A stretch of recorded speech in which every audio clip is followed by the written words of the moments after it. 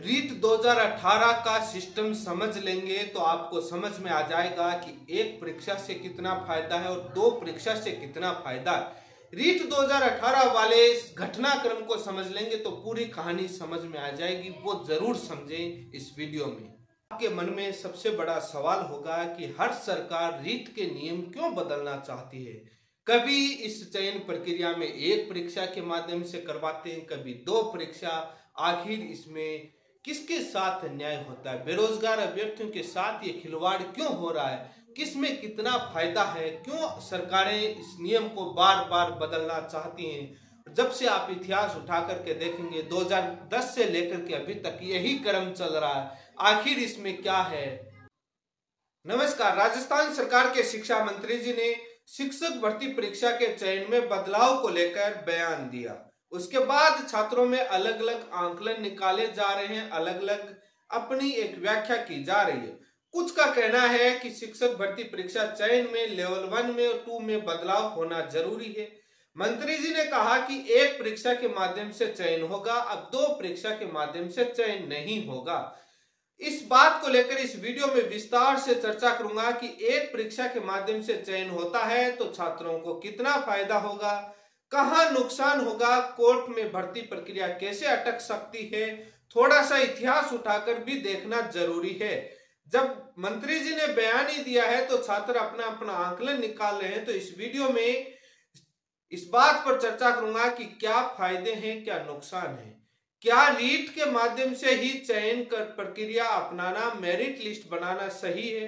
क्या शिक्षक भर्ती परीक्षा 2023 जो कराई गई दो परीक्षा के माध्यम से रीट 2022 को पात्रता परीक्षा घोषित करके उसके बाद राजस्थान कर्मचारी चयन बोर्ड से परीक्षा आयोजित करवाना कितना सही था, कितना गलत था? क्या भारी राज्य के छात्रों को एक ही परीक्षा के माध्यम से करवाया जाता है तब फायदा होता है, या बाद में दो परीक्षा करवाने पर भारी राज्य के छात्रों को कितना फायदा होता है? क्योंकि बाहरी राज्य जैसे यूपी जैसे राज्यों में प्राथमिक शिक्षक भर्ती परीक्षाएं आयोजित नहीं होती हैं, भर्तियां ही नहीं आ रही, वो दूसरी राज्य की तरफ देखते हैं। यहाँ पर राजस्थान जीके का कितना प्रभाव पड़ा जब दो परीक्षाएं आयोजित हुई, इस बात को लेकर भी इस वीडियो में चर्चा करूंगा। तथ्यात्मक विश्लेषण के साथ इस वीडियो में चर्चा करूंगा कि 2018 के अंदर ऐसा क्या होता है कि एक ही परीक्षा के माध्यम से चयन होता है। तमाम बेरोजगार नेता अपनी मलाई काट जाते हैं, अपना धंधा जमा लेते हैं और वो भर्ती प्रक्रिया कई महीनों तक कोर्ट में उलझती रही और छात्रों को आपस में लड़ाते रहे। ऐसा क्या होता है? उसके अंदर सबसे बड़ी खामी क्या थी? इसी में घटनाक्रम में एक बात आती है पोस्टेड का मैटर, जो बहुत सुना होगा। जो शिक्षक भर्ती परीक्षाएं 2018 से जो दे रहे हैं, रीट नाम जिसका रखा गया था 2018, उन्होंने सुना होगा कि पोस्टेड मैटर क्या था। कई बार एफआईआर की चर्चाएं चली थी, कई बार चर्चाएं चली थी, एक प्रमाण पत्र एक बार काम में लिया जाए, ये नियम बनाया जाए। ये कई पहलू हैं, इन सभी पहलुओं पर चर्चा करूंगा कि ऐसा क्या होता है कि रीट 2018 में भर्ती कई महीनों तक कोर्ट में अटक जाती है एक ही परीक्षा के माध्यम से। लेकिन एक ही परीक्षा के माध्यम से चयन होता है तो कितना फायदा है, कितना नुकसान है, पूरी विश्लेषण रिपोर्ट आप इस वीडियो में देखिए। यदि आप मेरे चैनल पर पहली बार जुड़े हैं तो चैनल को सब्सक्राइब करें ताकि लेटेस्ट जानकारी आपको मिलती रहे। सबसे बड़ा सवाल यही है कि एक परीक्षा से ही चयन हो या दो परीक्षा के माध्यम से हो। आंकड़े और तमाम चीजों पर चर्चा करने से पहले थोड़ा सा इस शिक्षक भर्ती परीक्षा का इतिहास उठाकर देख लेते हैं, तब समझ में आएगा कि एक परीक्षा सही है या दो परीक्षा सही है। जब से टेट सिस्टम लागू किया गया तब से उठाकर देखेंगे, तब से ही एक परीक्षा दो परीक्षा का नियम सही में आया है। ये मीडिया में काफी बयान आया है। रीट टेट सिस्टम 2010 के अंदर गाइडलाइन बनकर लागू होती है और राजस्थान में 2011 से पहला परीक्षा टेट का आयोजित होता है जिसका नाम होता है आरटेट। उसके 2012 में होता है, 2 बार ये पात्रता परीक्षा घोषित की जाती है।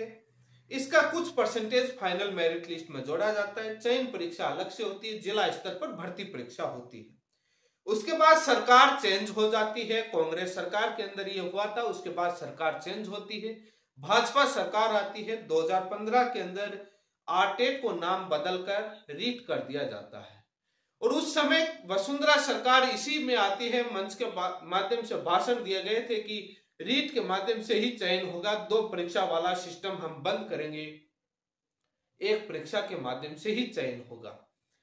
रीट 2015 में एक परीक्षा के माध्यम से चयन होता है और उसी के माध्यम से मेरिट लिस्ट बनाई जाती है, कोई दिक्कत नहीं होती है। लेकिन उसके बाद वही सरकार रीट 2018 भर्ती निकालती है। विवाद यहीं से शुरू होता है, खेला यहीं से शुरू होता है। रीट 2018 में क्या होता है कि रीट 2015 की वैलिडिटी खत्म नहीं होती है और रीट 2018 की जब भर्ती आती है उसमें रीट 2018 के अंदर परीक्षा जो पास करी वो अभ्यर्थी और 15 में पास करी दोनों अभ्यर्थियों ने पेपर दिया। रीट 2018 का पेपर हार्ड आता है और रीट 2015 का पेपर इजी था। तो उसमें होता क्या है कि आंकड़े आपके समक्ष हैं, कोर्ट में पेश किए गए। उसके समय सरकार के द्वारा रीट 2015 के लगभग 60% अभ्यर्थियों का चयन हो जाता है 2018 की भर्ती में। रीट 2018 से मात्र 39% ही अभ्यर्थियों का चयन होता है और 2011 और 12 आरटेट जो थी उसकी वैलिडिटी 7 साल की थी, उसकी वैलिडिटी खत्म नहीं होती है, तो वहां से भी 1 से 2% लोगों का चयन हो जाता है। क्या यह अन्याय नहीं था? रीट 2018 वालों का मात्र 39% चयन और रीट 2015 वालों का 60% चयन और रीट 2015 के माध्यम से एक भर्ती पहले हो चुकी। इतना ही नहीं होता है, 30% लोग वो लग जाते हैं रीट 2018 में जिनको रीट 2015 में दूर का जिला मिला था। अपने नजदीकी जिले में आने के लिए दोबारा मार्क्स ज्यादा थे क्योंकि रीट 2015 का पेपर इजी था, 2018 का पेपर टफ था, तो वो नजदीकी जिले में आने के लिए 30% से ज्यादा लोग वो ही लग जाते हैं और फॉर्म भर देते हैं। तब मुद्दा उठता है पोस्टेड मैटर का और एफआईआर की मिलती है कि तथ्य छुपा लिए पोस्टेड मैटर। तब मुद्दा आता है एक प्रमाण पत्र एक बार काम में लिया जाए, ये सरकार नियम बनाए, मामला पोस्टेड मैटर कोर्ट में जाता है। पोस्टेड मैटर में लगभग अनुमानित आंकड़े छात्र लेकर आते हैं, 3000 से 4000 लोग वही लगते हैं जो 2015 में से लगे हुए हैं। 15,000 की भर्ती आती है, 15,500 21,000 जो भी भर्ती थी उसमें से 4,000 लोग लगे हुए वापस लगे हैं, तो कितना बड़ा नुकसान होता है मात्र नजदीकी जिले में आने के लिए। मामला जाता है पोस्टेड मैटर का कोर्ट में और कोर्ट से वो छात्र हार जाते हैं। ना सरकार के बीच उठाया जाता है एक प्रमाण पत्र एक बार काम में लिया जाए, ना वो नियम बनता है क्योंकि सरकार ऐसा नियम बना नहीं सकती, कोई पावर नहीं है, कोई लीगल प्रावधान नहीं है। भले ही आज भी लोग कुछ भी गुमराह करें, नहीं बन सकता, नहीं बना और पोस्टेड मैटर में कुछ नहीं हुआ, छात्र हार गए, लगे हुए लोग वापस नजदीकी जिले में। कई बेरोजगार नेताओं ने उस केस को लड़ा और अपने वाही लूटने के लिए दुनिया को गुमराह किया, उसके बाद ठंडे बस्ते में डालकर चले गए और कुछ नहीं हुआ, उस पर बोलना तक बंद कर दिया और लोग मलाई काट कर चले गए और धंधा बना करके पैसा कमाकर उसमें निकल लिए। रीट 2018 की बात कहानी बताऊं तो बहुत बड़ी कहानी है, बहुत कुछ याद आता है।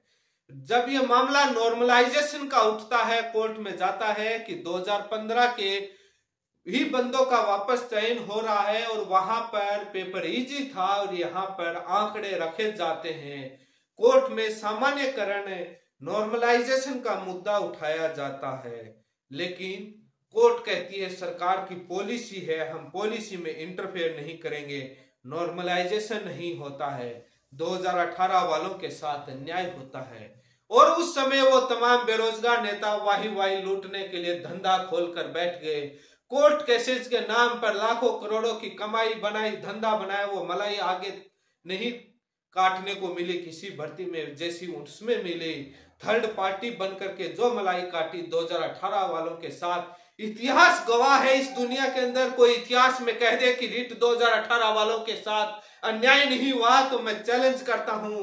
लेकिन वो भी अंदर खाने से यही कहते थे कि अन्याय तो हो रहा है, लेकिन उनको तो राजनीति करनी थी, उनको पब्लिसिटी पॉपुलैरिटी से मतलब था। भीड़ वही थी जहां भीड़ साथ है। वो हमेशा धंधा यही करते थे, आइए आपकी ज्वाइनिंग दिलाते हैं। ज्वाइनिंग का काम सरकार का होता था। उन्होंने साथ दिया 15 वालों का, लगे हुए लोगों को वापस नौकरी लगने का। और भले ही 2018 वालों के साथ कितना ही अन्याय हुआ हो, उसका दुनिया ने इतिहास देखा है। इतिहास हमेशा सवाल पूछेगा, तभी तो वो पाप का घड़ा भरा और उसका फूटा अनगल पैसा आया हुआ पाप का पैसा धुप जाता है। चोरी का माल मोरी में से जाता है। एक कहावत है, टिकता नहीं है। जब दुनिया के साथ अन्याय होता है, भीड़ नहीं देखना चाहिए, न्याय और गलत और सही देखकर, फर्क देखकर साथ देना चाहिए। लेकिन वहां पॉपुलैरिटी नहीं होती है।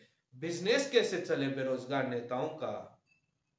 2015 का पेपर इजी था, 2018 का पेपर टफ था। अन्याय हुआ, कोई नॉर्मलाइजेशन नहीं हुआ और 60% लोगों का लगभग का 2015 वालों का वापस चयन हो गया। क्या ये गलत नहीं था? मैं आऊंगा वहीं पर, बात करूंगा उसी पर।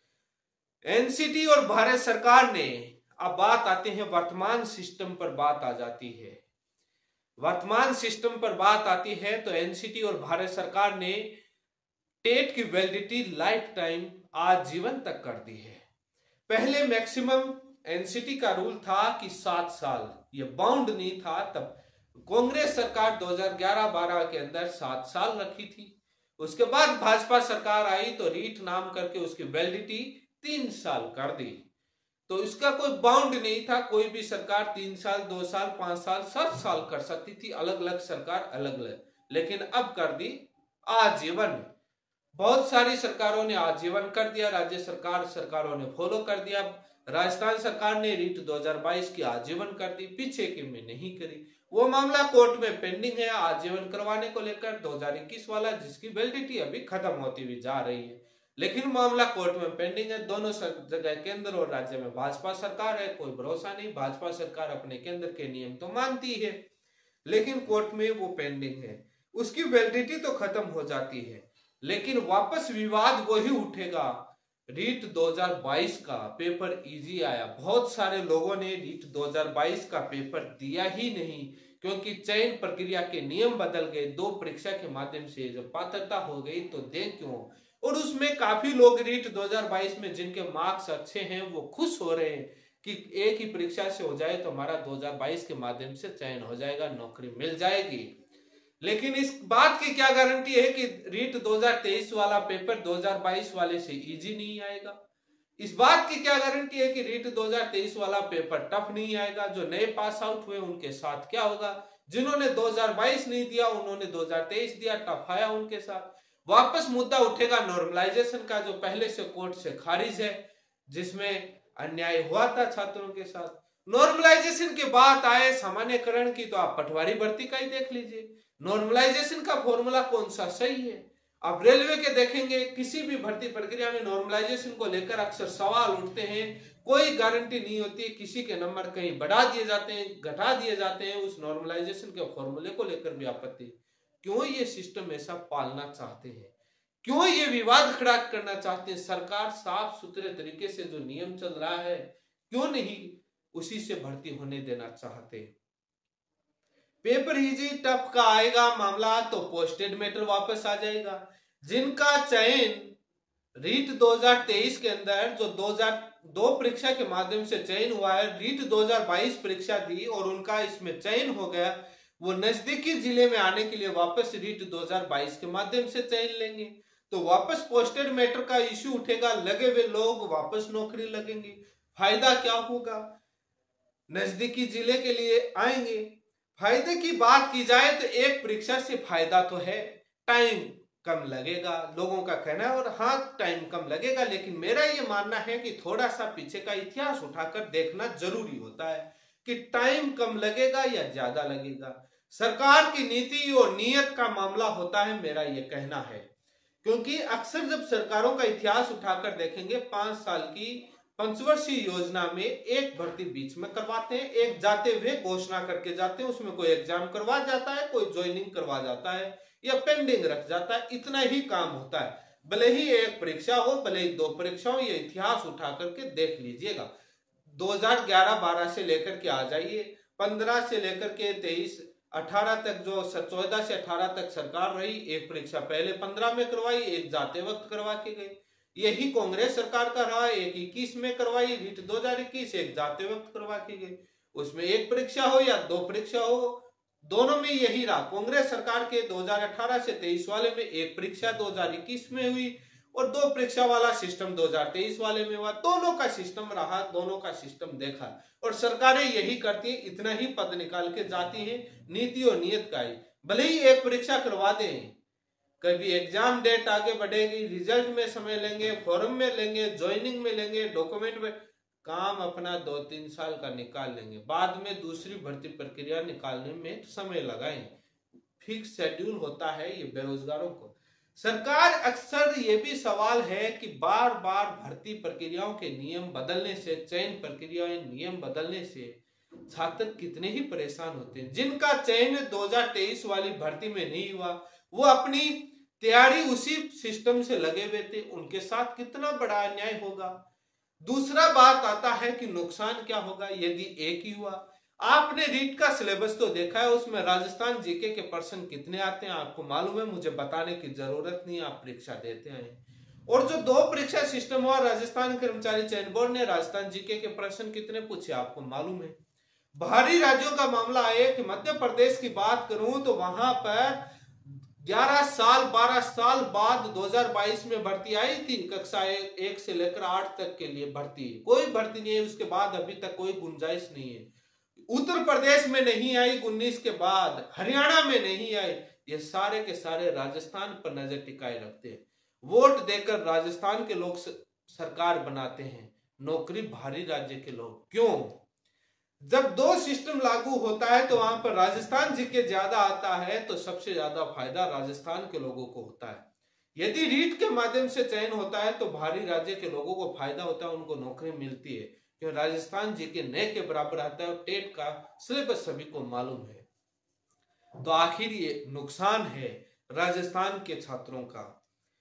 दूसरा बात आता है कि बाहरी राज्य का मुद्दा मैंने आपको बताया कितना, 2 परीक्षा से कितना फायदा है, एक परीक्षा से कितना फायदा है। राजस्थान जीके का आपने सिलेबस 2 परीक्षा वाले माध्यम में देखा है, कितना राजस्थान जीके आया, और आप आंकड़े भी उठाएंगे तो रीट के माध्यम से जब चयन होता है तो बाहरी राज्य के लोगों को फायदा मिला है, जब 2 परीक्षा वाले में बाहरी राज्य के लोगों को फायदा नहीं मिला। राजस्थान जीके को छोटी मोटी चीज नहीं है जिसमें पढ़ने में बहुत समय लगता है। तो ये एक तो पोस्टेड मैटर का इश्यू नहीं आएगा यदि 2 परीक्षा माध्यम होता है। तो पहला, नजदीकी जिले में आने के लिए एक ही प्रमाण पत्र से बार बार फॉर्म भर करके लोगों का चयन नहीं होगा, जैसा कांड 2018 में हुआ। अब आप देखेंगे कि रीट 2021 में हुआ, यदि रीट 2022 के माध्यम से ही चयन होता है, मैं आपको बताता हूं, यदि 2 वाला सिस्टम लागू नहीं होता परीक्षा वाला, जिनको रीट 2021 में दूर का जिला मिला वो वापस 2021 वाले माध्यम से वापस उसी में नजदीकी जिले में आने के लिए फॉर्म भरते, वापस मेरिट में वही होता। और सपोज करो कि एक मानकर चलो कि 2022 का पेपर थोड़ा सा टफ आ जाता 21 वाले से, तो क्या होता? तो ये एक अनिश्चितता रहती है कि पेपर इजी आएगा, टफ आएगा, पोस्टेड का मैटर, वापस उस जिले में आने के लिए उन्हीं लोगों का कितना विवाद खड़ा होगा। और एक प्रमाण पत्र एक बार यूज को ना सरकार नियम बना सकती, ना कोर्ट इसमें कोई दखल अंदाजी कर सकती, ये सच्चाई है। और जब बार बार यूज होगा तो मतलब क्या रहेगा? सबसे बड़े सवाल यही है। अब आपको आंकलन करना है कि कितना सही है कितना गलत है, मैंने बता दिया, सारे आंकड़े आपके समक्ष हैं। सरकारें क्यों नियम बदलती हैं? सारी सरकारें अपने पार्टी, अपनी सरकार और हर मंत्री अपना नियम बना करके अपनी छाप छोड़ना चाहता है कि मैंने बदल दिया, मेरे हिसाब से होना चाहिए। कांग्रेस आती है तो भाजपा के नियम बदलती है, भाजपा आती है तो कांग्रेस के नियम बदलती है। नुकसान झेलते हैं छात्र, कोचिंग वालों के मजे होते हैं, क्योंकि नया सिलेबस, नया तरीका बदलाएंगे। जिन्होंने पहले पैटर्न के आधार पर तैयारी कर रहे थे उनको सारा बंद करके नए पैटर्न के हिसाब से तैयारी करेंगे, रीट वाले माध्यम से। ये सारी चीजें कितनी वो होती है, बुक पब्लिशर को फायदा हो जाता है। और राजस्थान जीके को, भारी राज्य को, पोस्टेड मैटर को बहुत सारे हैं। पेपर इजी, टफ, नॉर्मलाइजेशन का मुद्दा, वापस कोर्ट में जाना, कोर्ट उसमें इंटरफेयर करेगी नहीं, क्योंकि सिमिलर टाइप का केस सेम ग्राउंड फैक्ट के साथ एक बार मैटर हाई कोर्ट नहीं सुप्रीम कोर्ट तक खारिज हो चुका है। तो नॉर्मलाइजेशन वाले मामले में कोर्ट से आप जीतेंगे नहीं। और यदि सरकारें करेंगे भी नॉर्मलाइजेशन तो अलग अलग साल में होता है, उस बीच का गैप पीरियड हो जाता है। वैसे नॉर्मलाइजेशन सेम ईयर के अंदर एग्जाम होने वाली में होता है, यहाँ ईयर चेंज हो जाता है। बहुत सारे फैक्टर हैं। नॉर्मलाइजेशन पटवारी भर्ती के अंदर देखा, रेलवे की भर्ती में 100 से ज्यादा 100 नंबर का पेपर, 100 से ज्यादा नॉर्मलाइजेशन में मार्क्स आ गए। नॉर्मलाइजेशन का फॉर्मूला कौन सा सही है? तो इसलिए कई बहुत सारे विवाद है। मेरा ये मानना है जो 2023 के अंदर 2 परीक्षा वाला था वो सही था। आप नीति और नियत की बात इसलिए कर रहा हूं मैं, समय के फायदे की। आप सोच रहे हैं कि यदि एक परीक्षा होगा तो उसमें फायदा ज्यादा होगा कि समय कम लगेगा। देखिए बात ऐसा है कि आप बिहार का उदाहरण उठाकर देख सकते हैं। जिस प्रकार से बिहार सरकार ने शिक्षक भर्ती परीक्षाएं टाइम बाउंड तरीके से करी हैं, अलग से बीपीएससी एग्जाम करवाना, पहले वहां पर जो भी सीटेट के माध्यम से कितना टाइम बाउंड होता था। तो सरकार की नीति और नियत का हर शेड्यूल फिक्स किया जाए, वैसे एग्जाम हो जाए तो सब कुछ हो सकता है।